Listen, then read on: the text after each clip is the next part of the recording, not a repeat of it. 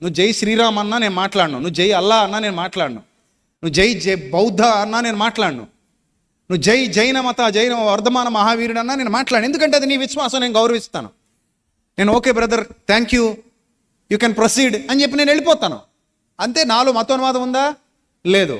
కానీ నేను జై యేసుక్రీస్తు అన్నప్పుడు నువ్వు కిందకు వచ్చి ఇష్టం వచ్చినట్టు బూత్ కామెంట్లు పెట్టి ఇష్టం వచ్చినట్టు బూత్ తిట్లు తిట్టావు అనుకో, నువ్వు ఎదవ్వే, నువ్వు మతోన్మాదివి.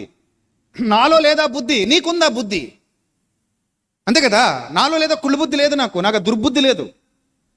నువ్వు జై శ్రీరామ్ అన్నా నేను బాధపడట్లేదు, నువ్వు జై అల్లా అన్నా నేను బాధపడట్లేదు, జై బౌద్ధ అన్నా నేను బాధపడట్లేదు. కానీ నీ విశ్వాసాన్ని నేను గౌరవిస్తున్నాను.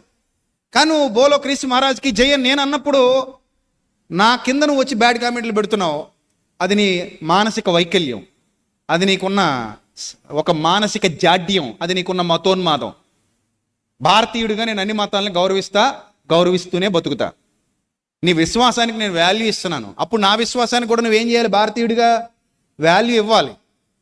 నేను ఏమనుకున్నా చూసారా, ఎంత నాకు ఒకరిని చూస్తుంటే చిరాకు వస్తుంది. నా ఇన్స్టాగ్రామ్లో, నా అకౌంట్లో, నా యూట్యూబ్లో, నా అకౌంట్లో నా యేసుక్రీస్తు గురించి నేను నా క్రైస్తవ విశ్వాసాలుగా ప్రకటించుకుంటున్నప్పుడు నా కామెంట్ల కిందకు వచ్చి నువ్వు బూత్ కామెంట్లు పెట్టడం మనిషివా పశువా? పశువులు కూడా అలా చేయవు కదా. గడ్డి తింటున్నావా, అశుద్ధం తింటున్నావా, నువ్వు అన్నం తింటున్నావా? ఏంటి నీకు పని? నేను ఎవడు రమ్మన్నాడు ఇక్కడికి? నేనేమైనా అన్నావా? అనలేదు. కొన్ని గురించి ఏమైనా తప్పుగా మాట్లాడావా? మాట్లాడలేదు. నిన్నేమైనా ఎద్దేవా చేసావా? లేదు. నేనేమైనా తక్కువ చేసావా? లేదు. నా విశ్వాసాన్ని నేను ప్రకటించుకుంటూ నా ఛానల్లో, నా అకౌంట్లో నేను మాట్లాడుకుంటుంటే నీకేంది నొప్పి?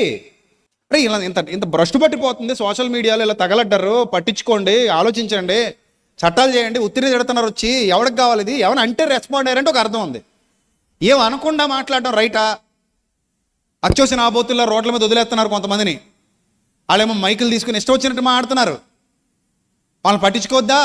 మన ఆయన విదేశాల నుంచి వచ్చి బతుకుతున్నాం ఇక్కడ. We are all Indians. I mean Indian. నేను భారతీయుణ్ణి గర్వంగా చెప్పుకుంటా. మేరా భారత్ మహాన్ అని, భారత్ మాతాకి జై అంటాను. అన్నాను కదా. షఫీ గారితో చర్చ జరుగుతున్నాడు ఏమన్నాను నేను? వందే మాత్రం పాడాను, పూర్తిగా పాడతాను, నిద్రలో లేపితే పాడతాను, నేను జనగణమన పాడతాను, భారత్ మాతాకి జై అంటాను. నేను భారతదేశాన్ని గౌరవిస్తాను. I mean Indian. ఒక భారతీయుడిగా ఉండి, ఒక క్రైస్తవుడిగా నా విశ్వాసాన్ని నేను కలిగి ఉంటాను. అది నాకు ఆర్టికల్ 25 ఇచ్చినటువంటి స్వేచ్ఛ. భారతదేశం నాకు ఇచ్చినటువంటి హక్కు. అది నా స్వేచ్ఛ. నా స్వేచ్ఛ నేను సద్వినియోగం చేసుకుంటాను. ఇది కూడా కొంతమందికి నచ్చదాయే. దాన్ని ఎలా స్వీకరించాలి? అదే అదే ఎంత దారుణం అది. ఎంత భయంకరమైన పరిస్థితుల్లో ఉంది ఈరోజు ప్రస్తుత సమాజం. ఎంత హేట్ కామెంట్స్ పెరిగిపోతున్నాయి. ప్రజల మీద ఎంత వైరుధ్య భావజాలాల్లోకి వెళ్ళిపోతున్నారు. ఇవన్నీ ఆలోచించండి.